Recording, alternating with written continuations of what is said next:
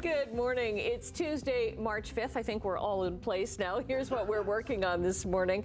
City of Hamilton confirms it is dealing with a ransomware attack. We have an update. Burlington's Jefferson Salamanders is set for its annual migration. Simone Gavros is trying to get some interviews from these salamanders. And the Leafs fall to the Boston Bruins.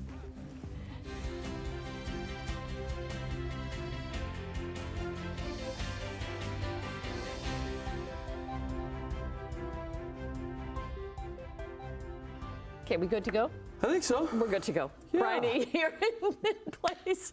Almost tripped over wires and cables in here this morning. I was over the other side of the studio and I'm walking like, deep, what was that? I think I hit a wire. Doing the old Dick Van Dyke. That's right, yes.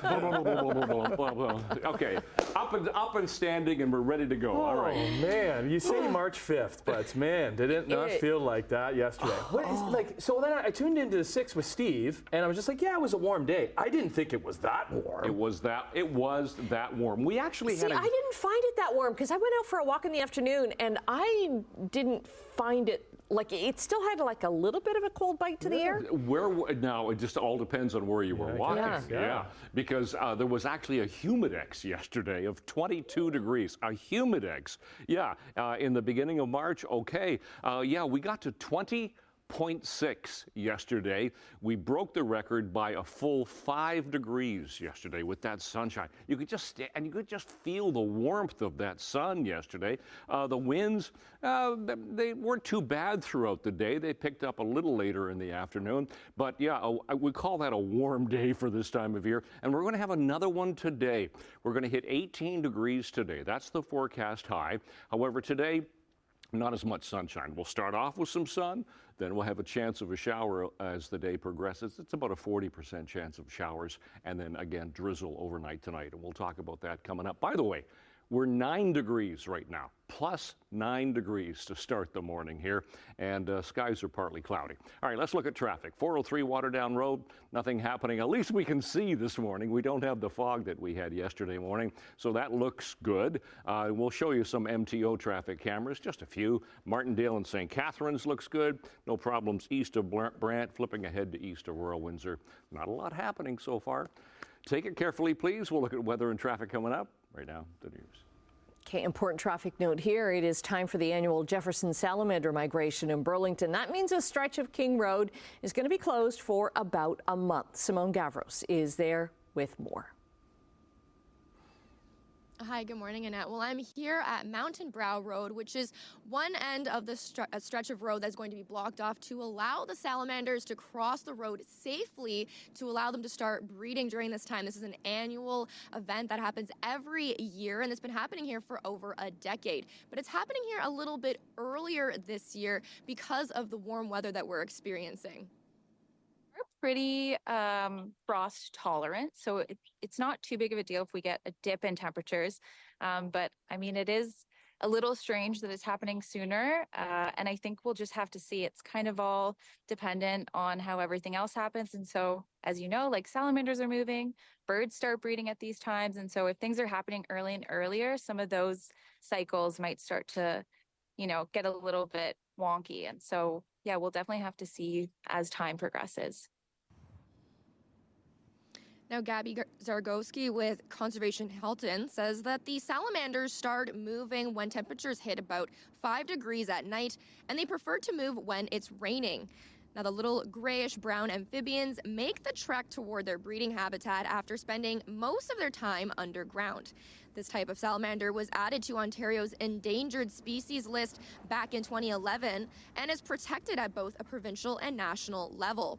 Now, it's unclear exactly how many salamanders breed here, but Zargowski says that they are doing a study right now to figure out the population.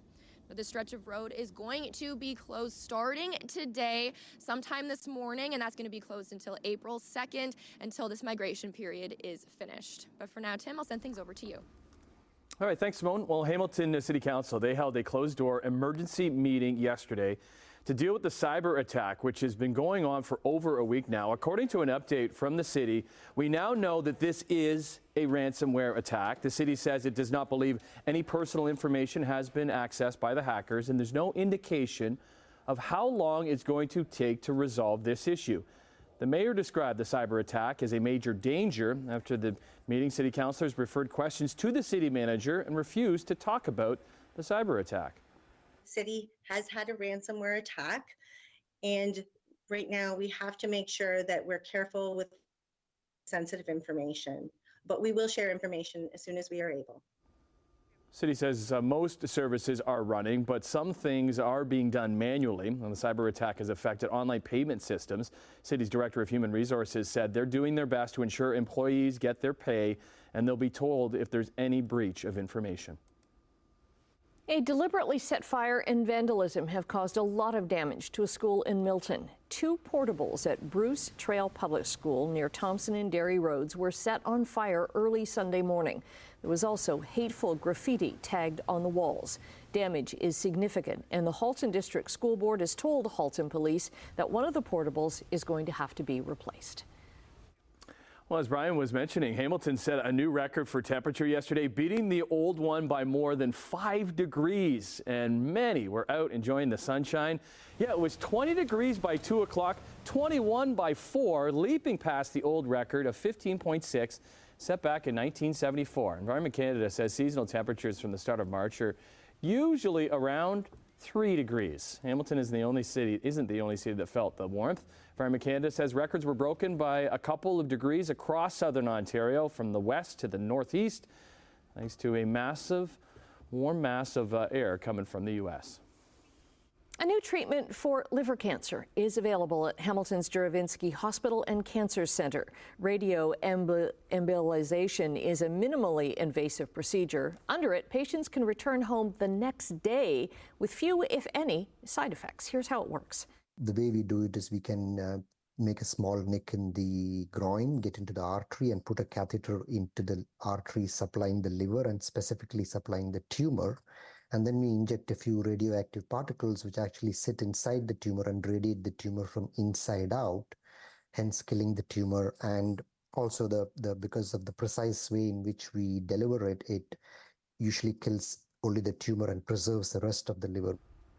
Now, the Juravinski Cancer Center expects to treat 2 or 3 patients a month this way. They say once the procedure becomes a little bit more established, patients will return home from treatment the same day. A Hamilton man with colorectal cancer is trying to have the provincial screening age lowered from 50 to 30. 45-year-old Bishop Briganti was diagnosed with colorectal cancer last year after having to push his doctor for a colonoscopy. He started a petition in January to lower the age criteria for screening. It's now made its way to Queen's Park with nearly 30,000 signatures. A spokesperson for Colorectal Cancer Resource and Action Network says the current screening is based on 2016 guidelines, and they don't meet the current recommendations.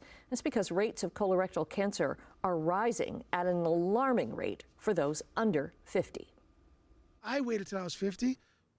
Unfortunately, we wouldn't be having this conversation. Not only are these young Canadians ineligible for screening, but their symptoms are often dismissed by healthcare professionals based solely upon their age. Colorectal cancer is the second leading cause of cancer death in Canada and the third most diagnosed cancer in men and women. Into sports line we go. Big night in the ice in Toronto for the Maple Leafs, coming off a huge win over the Rangers on Saturday, hoping to win their 10th game in 11 tries. But the big bad Bruins arrived to town to end that. Bruins get it back to Bruss. Pasternak in front, scores. Pavel Zacha, power play goal. 2-0 Boston. Yeah, despite the Bruins coming in with some struggles, dropping 4 of 5 games, they always seem to get up when they're playing the blue and white, which was the case last night. Pavel Zacha would score twice. Boston would go up 3-0 against the Leafs goalie Joseph Wall, who made 23 saves. John Tavares was finally able to solve Jeremy Swayman, who made 32 saves on the night, and the 4-1 Bruins win. So they moved to 3-0 against the Leafs this season. They're going to host the Buds Thursday in Beantown. Leafs have a busy week with Buffalo in town tomorrow. Basically, but again, didn't really shoot it in the fourth quarter. 2 days ago. Gilgeous-Alexander. Yeah, in La La Land, Shea Gilgeous-Alexander and his OKC Thunder right back at it after beating the Suns on Sunday. SGA hoping for a 9th straight game, scoring over 30 points. But the surging Lakers and LeBron James put a stop to that. SGA and his Thunder just didn't have it last night. He only scored 20 points in 30 minutes of play. Meanwhile, LeBron dropped 19 points, 11 rebounds. D'Angelo Russell led all scorers with 26. LA takes down OKC 116-104. Raptors back on the court tonight with the New Orleans in town. They will face off against the Pelicans without their star Scotty Barnes, who underwent surgery on that broken left hand yesterday. That means the chances Scotty returning at all this season extremely low, as there's no sense in rushing him back with the Raps struggling near the bottom of the standings. He broke his hand Friday night against Golden State. And there was a little bit of good news from Raptorland, though, as hometown kid Kelly Olynyk will be sticking around for a couple more seasons. The Raps extended the soon-to-be free agent to a 2-year, $26 million deal. Toronto native came home at the recent trade deadline from Utah, hence we don't have video of him in Raptors uniform. I'll work on that. Olynyk is also captain of our men's basketball team and will lead them into the Paris Olympics this summer. 94 driven in, a pretty good season by regular standards. And he lifts this one to deep center, and there is absolutely no doubt about it. Yeah, first home run for Vladdy Guerrero Jr. for the Blue Jays yesterday in Dunedin as they got back on the win column against the Phillies. Vladdy even had an RBI single, while Bo Bichette drove in 2 in the 5-2 win. Their third win of the spring comes with news that Alek Manoah and ace Kevin Gausman dealing with some shoulder soreness. MRIs have come back negative, but not the best news for the pitching staff. Jays play Pittsburgh today. And it has stopped raining for the bringer of rain. Josh Donaldson, the former Blue Jay, announced his retirement after 13 seasons in Major League Baseball. The American League MVP in 2015. As a member of the Jays, added 3 All-Star selections and 2 Silver Slugger awards. He led the Jays to the ALCS in 2015 and 16 with many memorable moments. He's traded to Cleveland during the 2018 season, made 4 more stops, including with the Yankees and Milwaukee last year. All right, 12 minutes after 6 o'clock, away we go into this Tuesday morning, 5th of March. We're looking at traffic, first of all, 403 and Waterdown Road, still really light, nothing going on in the Hamilton area at all. No problems in town Hamilton either. To our MTO traffic cameras, we'll just kind of give you an overview of some cameras, just random choice here. QEW at Glendale, nothing to see. We'll flip ahead to Nikola Tesla Boulevard, Toronto-bound lanes to the Skyway away from us. Here's east of Brant. We'll dip into Oakville east of Royal Windsor and then flip ahead to Etobicoke Creek. That's how it looks this morning. And at least we don't have the fog that we had yesterday morning, so we can see our cameras. And we can see the temperature, and you can feel that as you step outside this morning. 9 degrees is our temperature at the moment. That's so far above a seasonal daytime high for this time of year. So starting a morning in March, not bad. South-southeast at 13 at the winds. It is a mainly clear sky so far today. However, we are going to see increasing clouds, showers, but another warm day. I mean, 18 degrees for the day today. That could, the old record is now 17.8 for today. So we'll be close. We'll wait and see what happens. But yeah, there's a chance of some showers a little later on. And it's all because of that low pressure system that's going to cross us later on today. And then the frontal boundary goes through, shifts around the winds, and pulls in some cooler temperatures. Now, don't be fooled. It's still going to stay above seasonal. It's just going to be cooler than what we've had for the past, well, few days. So today, once again, 17, 18, 19 degrees, a bit of sun to start, and then we'll get that chance of showers a little later on, a little cooler for Peel into Toronto today at 16. But tonight, we stay on the mild side, 5 degrees, 6 degrees for Simcoe Cayuga, 3 and 6 for Peel into Toronto. There's a chance of some showers in the evening, but then some drizzle throughout the overnight. And then tomorrow, temperatures cooler, but still above seasonal. 6, 7, and 8 degrees for the day tomorrow. There'll be some drizzle in the morning and then just a fairly cloudy day as we go on. So out the door on this 5th morning of March, the temperature right now is mild. 9 degrees to start. The sky's mainly clear. We'll look long range in a few minutes. And then Okay, coming up after the break, the Body Shop Canada getting set to pull the plug on more than 30 stores. Business News is next. 6:16 on your Tuesday morning. In overseas trading, Canadian dollar is down 6 basis points to 73.61 cents US. Gold is up $6.40. Crude is pretty much unchanged at $78.74 a barrel. Checking midday trading in Europe, markets down today in London, Frankfurt, and Paris. Off to Asia we go. Markets are down in Tokyo and Hong Kong, up slightly in Shanghai. What about North American markets who kicked off the trading week with a lot of red? Nothing too substantial, but losses across the board on Bay Street and Wall Street. Let's see if they can rebound a bit on this Tuesday, March the 5th. Speaking of losses, The Body Shop Canada is seeking creditor protection and closing a third of its stores. Court documents show the move comes after parent company Body Shop International stripped the Canadian business of cash and pushed it into debt. The Canadian general manager says the company's situation deteriorated sharply in December after the parent company was bought by a private equity firm, Aurealis. When the Body Shop International sought a form of creditor protection last month in the United Kingdom, court documents say the Canadian firm was $3.3 million in debt and could not turn to the parent company for help. The federal court has scrapped Ottawa's green light for a CN rail hub in the Greater Toronto area, citing possible health impacts. So the ruling, it says the federal government failed to address with whether Canadian National Railway's planned facility in Milton will have a harmful effect on human health, particularly through its impact on air quality. The decision sets aside a 2021 approval and sends the $250 million project back to Ottawa for reconsideration. CN says it is still reviewing this decision. British Columbia's top court has approved a $14.4 million class action lawsuit settlement against Apple. It's over software updates that allegedly slowed down older devices like the iPhone 6 and 7 models. A lawyer for the class action says members who make claims can expect to receive between $17.50 to $150 apiece. It all depends how many people submit a claim for the settlement money. The settlement covers eligible residents of Canada, except those in Quebec. Apple agreed to the settlement without admitting any wrongdoing.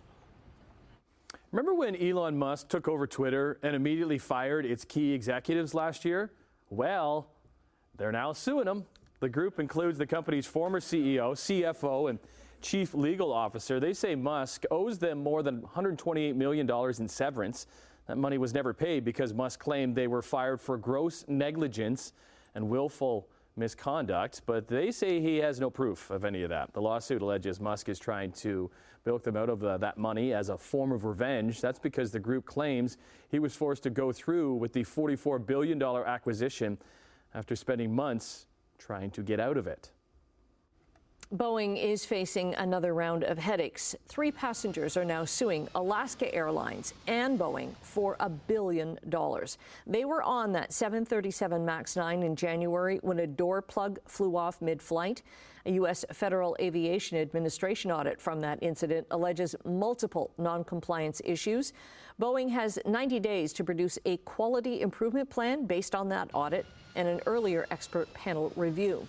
Boeing CEO says these 2 reports provide, quote, a clear picture of what needs to be done. He says Boeing will demonstrate profound change. Okay. You know what my favorite thing about yesterday was and the warm temperatures? I rolled down my window. Oh, just a little bit? No, the whole way. Oh, the whole way? Stuck my arm out the window. It was so warm. You like a dog? Oh, the spring air. Well, maybe you can do that again today. Brian's going to have that information and his 7-day forecast coming up after this. Coming up on 624 on this Tuesday morning, looking at our MTO traffic cameras, QEW Martindale, nothing to see here, and at least we can see this morning as opposed to what we had yesterday morning. North of 2, so you're coming off the Skyway Bridge, heading toward Fairview in the distance. Looks good right there. East of 4th, no problems. We'll flip ahead to Lorne Park. Looks good right there. And the 403 at Dundas, not a lot to see right there either. Oh, keep in mind, across the Welland Canal, the Welland Canal Bridge at Glendale Avenue, bridge number 5, closed yesterday and will be closed until March the 13th for some maintenance there. All right, let's get you into some temperatures at the moment. 9 degrees for Hamilton. What a way to start the day into the beginning of March here. 8 degrees Grimsby, 7 Mississauga, 6 into Toronto.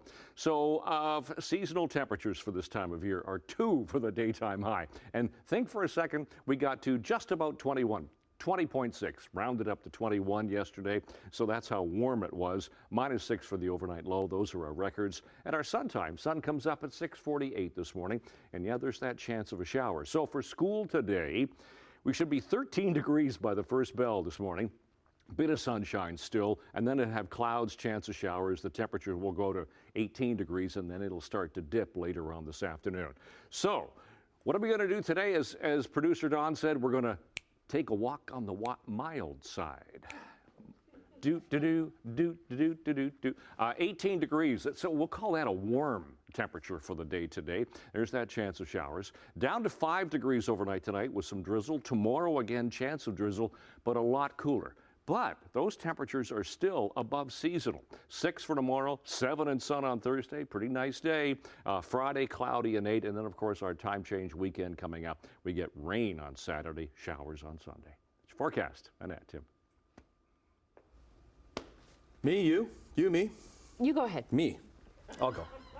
The biggest pollution monitor ever created is now orbiting the planet. So SpaceX sent out this huge methane monitoring machine. It says MethaneSat is the most advanced methane tracking satellite and will provide free and timely data to businesses, governments, and to the public. So it's going to circle the Earth every 95 minutes and spot pollution in cutting-edge detail. So there are already satellites in orbit that detect methane, but their findings are typically kept private. The results from this new satellite are going to be available for anyone to see on Google Earth in about 18 months. Cows beware. It's going to be watching. Yeah. So Yeah. whatever you're doing, you keep that water running. No, it's the methane. Oh. Yeah. So That's just why I not- said cows be watching. Oh. Yeah. And you be watching too. Depending on the day. Yeah. Okay, we're going to be right back with more after the break. Thank you, Brian. A little delayed.